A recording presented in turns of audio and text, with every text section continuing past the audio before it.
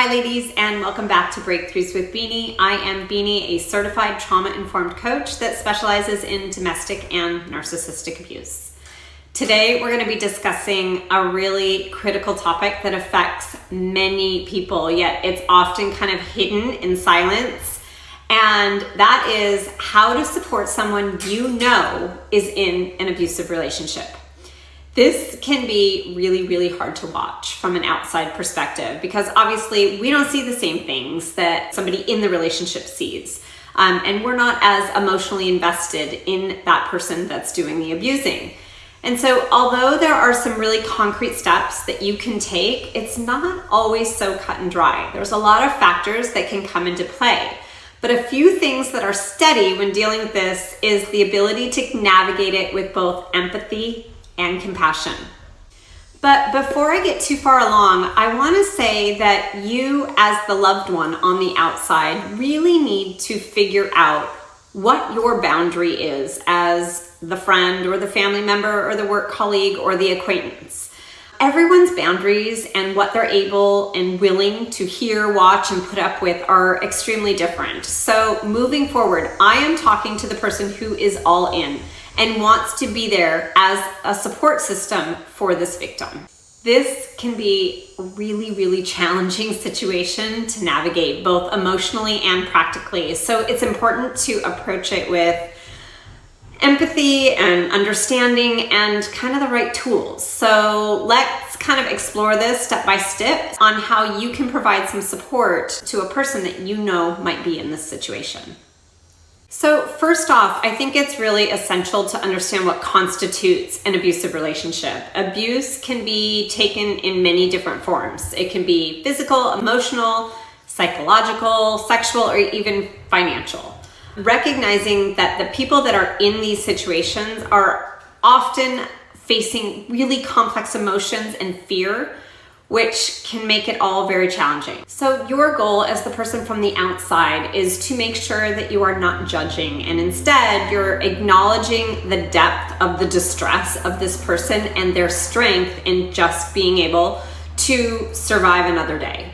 So one of the very first things that you can do is you can take time to educate yourself about the cycles and the patterns of abuse and their impacts. It's happening often and it's happening to a lot of women. And although you may have never gone through it yourself, you'll be surprised at how far this will go in you being able to better understand the person that is going through it. Now, you're not assuming the role of a counselor, but instead you now kind of have this informed compassion, and trust me when I tell you it makes a difference. There are 1,000,001 resources out there for you to learn about the dynamics of abuse, and this channel here is a great one, as well as there being a national domestic abuse hotline that can also be a great resource for you as well to learn about these dynamics. Once you understand the nature of their situation, it's kind of time to approach the topic with kid gloves. It's very much a possibility that this person might be in denial about what's happening in their relationship. It would not be uncommon for them to make excuses or justify or even come back at you about your own issues if they feel attacked or unjustly questioned. So having said that, think carefully about how to approach the topic. Choose a safe, private setting and initiate a conversation with compassion. You might say something like, I've noticed some things that concern me, or I'm worried about you. Do you feel safe? Or I'm here if you need to talk. So basically, it's important that this is a conversation that you have thought a lot about and you've kind of prepared for, so that you don't kind of flippantly ask them if in an environment or a situation where they feel unsafe to share it. So be patient. It's critical not to rush them into sharing or feeling like they have to open up when they're just not ready to. You may have to attempt this conversation multiple times before they're ready to really trust you. And your role should be one of just support and concern. When they do decide to open up, your main goal is to listen, to truly listen without judgment. Avoid giving them opinions like, I'd never let that happen to me, or say things like, I can't believe he would do that, or he seems like such a nice person, or that sounds out of character. These comments come across as dismissive and even critical of their own experience. So your role here is to validate their feelings and their experiences. Use compassion, empowering language like, it's not your fault, you really are brave for sharing with me, you don't deserve this. Keep the focus on them and their journey.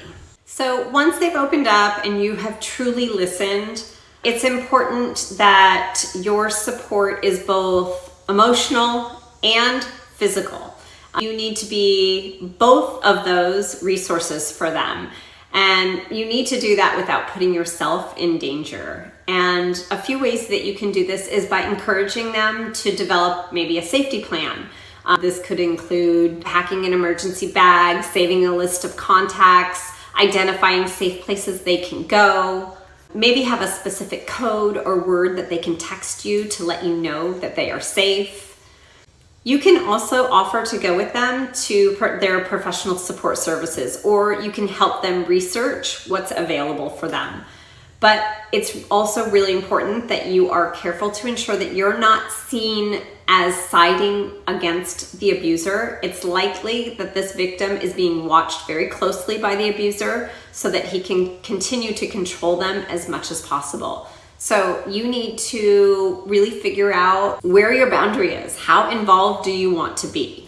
And you need to keep yourself safe. It's crucial to respect this victim's freedom throughout this process.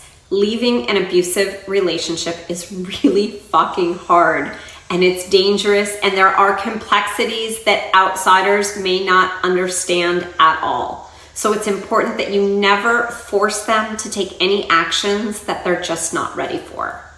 I think it's really important to also give them all the things that they are not receiving in their current relationship. Courage, validation, confidence, trust, focusing on their gifts, complimenting them on all their beautiful qualities, and maintaining a reassurance of your presence in their life, ensuring they know that your support is there for them no matter what. They should really be able to feel seen and heard and believed in their relationship. But let them control the pace and the type of help they wish to accept. This can be a really touchy subject, but if you educate yourself, if you initiate compassion, dialogue, if you listen deeply and respect that person's freedom, you can really be a pillar of their process and their support system, and without risking anyone's safety. So I think it's also really important to note that even if you have done everything I have mentioned, ultimately, this is a decision that the victim needs to make. The process can be frustrating, it can be hard to watch from the outside, but I know from experience that those who knew my situation and gave me unconditional support were appreciated so much. And so remember that while your role is extremely valuable as the support system, you are part of a bigger group, or you should be part of a bigger group. And you are not the entirety of that group, and that's okay. So I hope this was helpful for those of you who are on the outskirts watching abuse. Like I said, it's hard, it's really difficult. If you found this video helpful at all, I would love for you to be a subscriber to my channel. You can also press that thumbs up for support or share for anybody that you think might benefit from it. I will link all of my socials below, as well as some resources for you as a person on the outside looking in at abuse. Thanks for being here.